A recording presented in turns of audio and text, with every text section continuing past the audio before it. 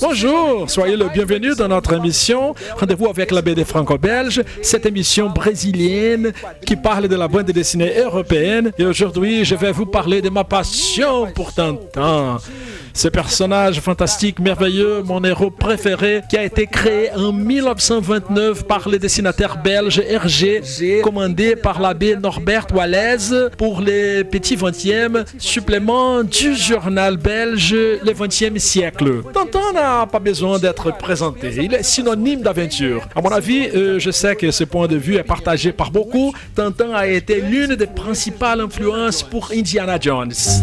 Et si vous me demandez d'où vient cette passion pour Tintin, je dois revenir à 1973 lorsque j'ai reçu en cadeau de mes parents mon premier album de Tintin, L'Étoile Mystérieuse. À la même époque, j'ai connu le seul 26 numéros du journal Tintin brésilien.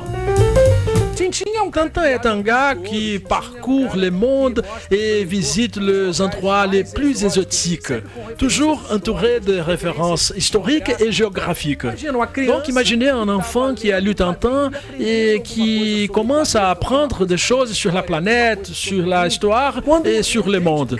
Après avoir connu Tintin, j'ai découvert que c'était vraiment ce que je voulais faire dans la vie. J'ai commencé à aimer ce genre de bande dessinée, je voulais lire Tintin et je voulais devenir comme Tintin. Je voulais voyager à travers le monde et travailler comme reporter.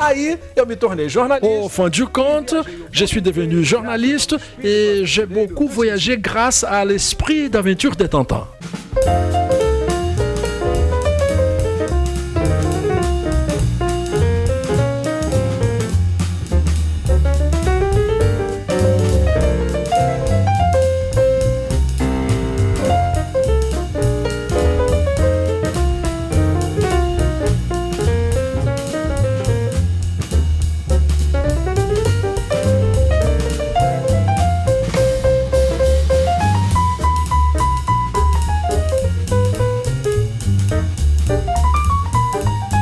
Un autre héritage de Tintin dans ma vie est apparu quand j'ai décidé d'apprendre la langue de mon héros préféré. Tintin parle français, donc je devais apprendre cette langue. J'ai étudié à l'Alliance française où je suis resté plus de 10 ans comme étudiant français. Aujourd'hui, je suis une personne francophone qui écoute régulièrement les radios françaises. Je suis aussi habitué à regarder les émissions de la télévision française et à lire des bandes dessinées franco-belges. Et je dois cela à Tintin, bien sûr.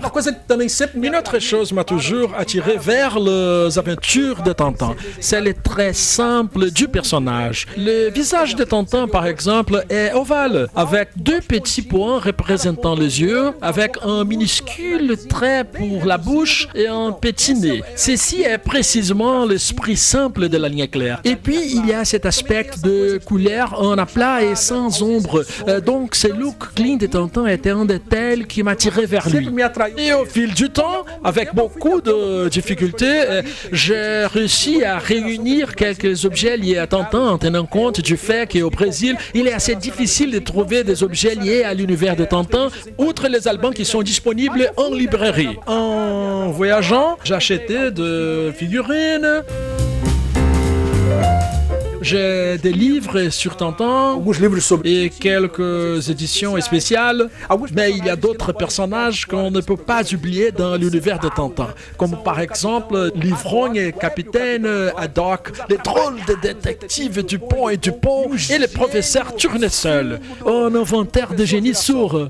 Et pour le bonheur général de tous les fans de Tintin, Global Livros Graphics est en train de publier les éditions originales en fac-similé noir et blanc de Tintin, publiées à l'époque du supplément Le Petit 20e.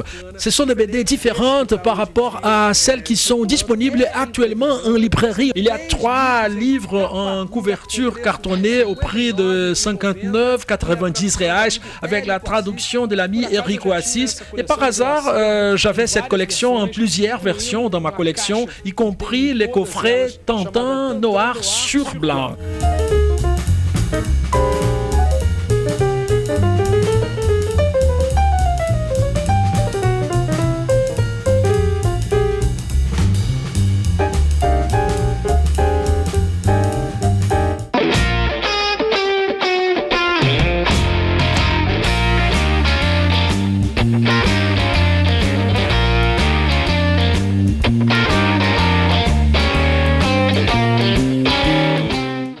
Tintin au Congo, paru en 1930 ans, Tintin et Milou repartent pour l'ancien Congo belge, où ils vont faire face à des dangers dans la jungle et vont lutter contre une bande de gangsters à la solde d'Al Capone. Dans Tintin en Amérique, paru en 1932, Tintin et Milou sont aux États-Unis et s'opposent une fois de plus au mafioso Al Capone et rencontrent d'une manière peu amicale des Indiens peau rouge. Et pour finir, car toutes ces BD sont arrivées en même temps en librairie, on cite Les cigares du pharaon de 1934.